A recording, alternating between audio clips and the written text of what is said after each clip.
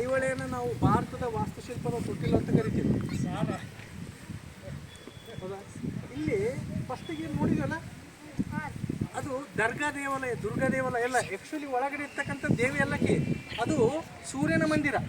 ಯಾಕೆ ದರ್ಗಾ ದೇವಾಲಯ ಆಯ್ತಪ್ಪ ಅಂದ್ರೆ ಮೇಲ್ಗಡೆ ಕಾಣಕತ್ತದ ಏನು ದರ್ಗಾ ಅಂದ್ರೆ ಕೋಟೆ, ಕೋಟೆಯ ಕೆಳಭಾಗದಲ್ಲಿ ಇರ್ತಕ್ಕಂಥ ಗುಡಿ, ಅದಕ್ಕೆ ದರ್ಗಾ ದೇವಾಲಯ ಅಂತ ಕರೆದರು. ಅದನ್ನು 2ನೇ ವಿಕ್ರಮಾದಿತ್ಯ ಕಟ್ಟಿಸ್ತಾನೆ. ಅದನ್ನು ಬಾದಾಮಿ ಚಾಲುಕ್ಯರ ರಾಜ 2ನೇ ವಿಕ್ರಮಾದಿತ್ಯ ಕಟ್ಟಿಸ್ತಾನೆ. ನೋಡ್ರಿ ಹೆಸರದಾಗೆ ಅದ ವಿಕ್ರಮಾದಿತ್ಯ. ಆದಿತ್ಯ ಅಂದ್ರೆ ಯಾರು? ಸೂರ್ಯ. ಅದು ಸೂರ್ಯನ ದೇವಾಲಯ. ಬಟ್ ಒಳಗಡೆ ಯಾವುದೋ ಮೂರ್ತಿಗಳಿಲ್ಲ. ಯಾಕಂದ್ರೆ ಆ ಕಾಲಕ್ಕೆಲ್ಲ ಒಡೆದು ಏನಪ್ಪ ಅಂದ್ರೆ ಭಂಜನೆ ಮಾಡ್ಯಾರ, ಹಿಂಗಾಗಿ ಪೂಜೆಗಳಾಗಲ್ಲ. ಸುತ್ತ ಏನಪ್ಪ ಅಂತಂದ್ರೆ ವಿಷ್ಣುವಿನ ಕೆಲವೊಂದು ಅವತಾರಗಳನ್ನು ನೋಡಿದ್ದೀವಿ. ವರ ಅವತಾರ, ಹೌದಾ, ಮತ್ಸ್ಯ ಅವತಾರಗಳನ್ನು ಸುತ್ತ ನೋಡಿದ್ದೀವಿ. ಮತ್ತೇನಪ್ಪ ಅಂತಂದ್ರೆ ಹೊರಗಡೆ ಏನಪ್ಪ ಅಂದ್ರೆ ಏನು ಮುಖಮಂಟಪದಾಗಿತ್ತಲ್ಲ, ಅಲ್ಲಿ ಒಂದೇ ಕಲ್ಲದಾಗ 4 ಬೇರೆ ಬೇರೆ ಶಿಲ್ಪಗಳನ್ನು ಕೆತ್ತಾರ. ಫ್ರಂಟಿಗೆ ಇದು ಏನಪ್ಪ ಅಂದ್ರೆ ದರ್ಗಾ ದೇವಾಲಯ. ನಾವೆಲ್ಲ ತೆಲೆಗೇನದ ದುರ್ಗಾ ದೇವಾಲಯ ಅಂತದ. ದುರ್ಗಾ ಅಲ್ಲದು, ದರ್ಗಾ. ದರ್ಗಾ ಅಂದ್ರೆ ಕೋಟೆ. ಅದು ಆ್ಯಕ್ಚುಲಿ ಏನು ಮೇಡಮ್? ಇಲ್ಲ ದರ್ಗಾ ಮೇಡಮ್, ಅದು ದರ್ಗಾ ದೇವಾಲಯ. ದುರ್ಗಾ ಅಂತ ಅಂದ್ರೆ ಬಟ್ ಆ್ಯಕ್ಚುಲಿ ಆದಿತ್ಯ ದೇವಾಲಯ, ಸೂರ್ಯ ದೇವಾಲಯ. ಬಟ್ ಒಳಗಡೆ ಮೂರ್ತಿ ಇಲ್ಲ. ವಿಕ್ರಮಾದಿತ್ಯ ಅದನ್ನು ಸ್ಥಾಪನೆ ಮಾಡ್ತಾನೆ.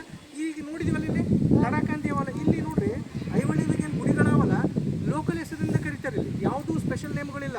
ಲಡಾಖಾನ್ ಗುಡಿ, ಉಚ್ಚಮಲ್ಲಿ ಗುಡಿ, ಗೌಡ್ರ ಗುಡಿ. ಅಂದ್ರೆ ಆ ಕಾಲದಾಗ ಅಂದ್ರೆ ಈ ರೀಸೆಂಟಾಗಿ 1950ರಿಂದ ಹಿಡಿದು 2000 ವರ್ಷ ತನ ಅವ್ರು ವಾಸ ಇದ್ರು ಆ ಗುಡಿಯಾಗ. ಲಡಾಖಾನ್ ಅಂತ ಒಂದು ಮುಸ್ಲಿಮ್ ಹೆಸರು, ಹೌದಾ ಇಲ್ಲ? ಅಂದ್ರೆ ಅವ್ರು ಇಲ್ಲಿ ವಾಸವಾಗಿದ್ದು ಇದನ್ನು ನೋಡ್ತಿದ್ರು. ಗೌಡ್ರ ಗುಡಿಯಪ್ಪ ಅಂತಂದ್ರೆ, ಗೌಡ್ರ ಅಂತಂದ್ರೆ ಊರಿಗೆ ಗೌಡ್ರ ಅಂತಲ್ಲ, ಬ್ರಾಹ್ಮಣರಿಗೂ ಆ ಕಾಲಕ್ಕೆ ಗೌಡ್ರ ಅಂತಿದ್ರು. ಅವ್ರು ಏನಪ್ಪ ಅಂದ್ರೆ ಈ ಗುಡಿಗಳನ್ನು ಪೂಜೆ ಮಾಡಿ ಮೇಂಟೈನ್ ಮಾಡ್ತಿದ್ರು. ಹಿಂಗಾಗಿ ಅದಕ್ಕೆ ಗೌಡ್ರ ಗುಡಿ ಅಂತ ಕರೆದ್ರು. ಉಚ್ಚುಮಲ್ಲಿ ಗುಡಿ ಅಂತ ಅದರಲ್ಲಿ ಅಂದ್ರೆ ಅಲ್ಲಿ ಆಕಿ ವಾಸ ಮಾಡ್ತಿದ್ಲು, ಆ ದೇವಸ್ಥಾನವನ್ನು ಸ್ವಚ್ಛ ಮಾಡ್ತಿದ್ಲು. ಹಿಂಗಾಗಿ ಅದು ಉಚ್ಚುಮಲ್ಲಿ ಗುಡಿ. ಗೌಡ್ರ ಗುಡಿ, ಲಡಾಖಾನ್ ಗುಡಿ, ಉಚ್ಚುಮಲ್ಲಿ ಗುಡಿ, ದರ್ಗಾ ದೇವಾಲಯ, ಲೋಕಲ್ ಹೆಸರುಗಳನ್ನೇ ಬಳಸಿ ಐಹೊಳೆದಾಗ ಏನಪ್ಪ ಅಂತಂದ್ರೆ ಹೆಸರುಗಳನ್ನು ಕೊಟ್ಟರು.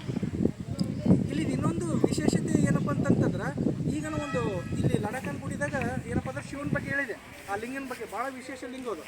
ಗ್ರೀನ್ ಗ್ರಾನೈಟ್ದಾಗ ಕಡ್ದಾರ. ಬ್ರಹ್ಮ ವಿಷ್ಣು ಮಹೇಶ್ವರ ಒಂದೇ ಲಿಂಗದಾಗ ಏನಪ್ಪ ಅಂತಂದ್ರೆ ಅದರ ತತ್ವಗಳವು ಈಗ ಬರತ್ತೆ ಮೇಡಮ್ದು ಹೇಳಿದೆ, ಕೆಲವೊಂದು ಕೇಳಿರಲ್ಲ, ಅಲ್ಲಿ ಅದನ್ನು ನೋಡ್ತೀವಿ. ಮತ್ತು ಇದ್ರದ್ದು ಏನು ಸ್ಪೆಷಾಲಿಟಿ ಅಪ್ಪ ಐಹೊಳೆದು ಹೆಸರು ಹೆಂಗೆ ಬಂತು? ಐಹೊಳೆ ಮೊದಲು ಇದಕ್ಕೆ ಆರ್ಯಪುರ ಅಂತ ಕರಿತಿದ್ರು.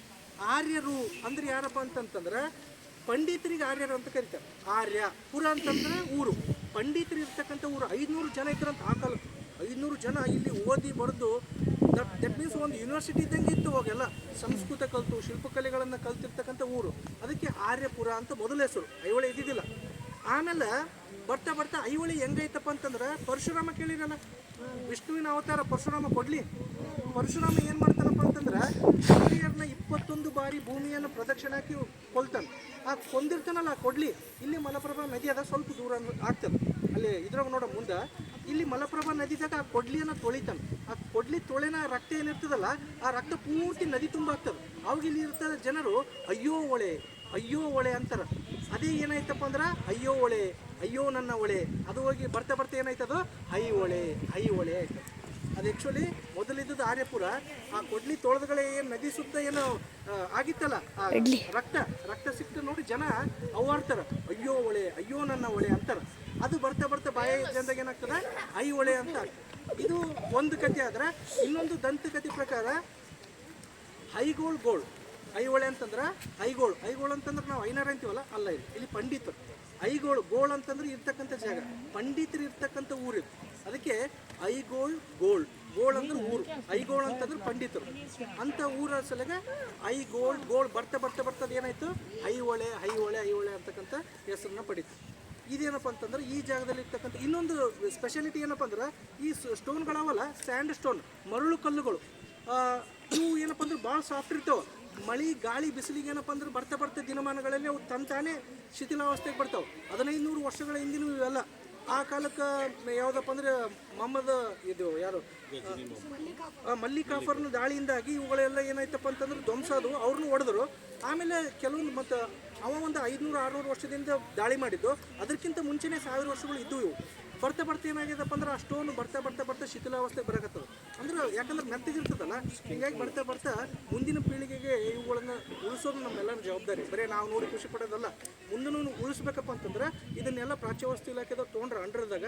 ಹಿಂಗಾಗಿ ಇವುಗಳನ್ನು ನಾವು ನೋಡಿ ಖುಷಿಪಟ್ಟು ಮತ್ತು ನಮ್ಮ ಮುಂದಿನ ಮಕ್ಕಳಿಗೂ ಕೂಡ ಈ ಇತಿಹಾಸವನ್ನು ನಾವು ತಿಳಿಸ್ಬೇಕಾಗ್ತದೆ.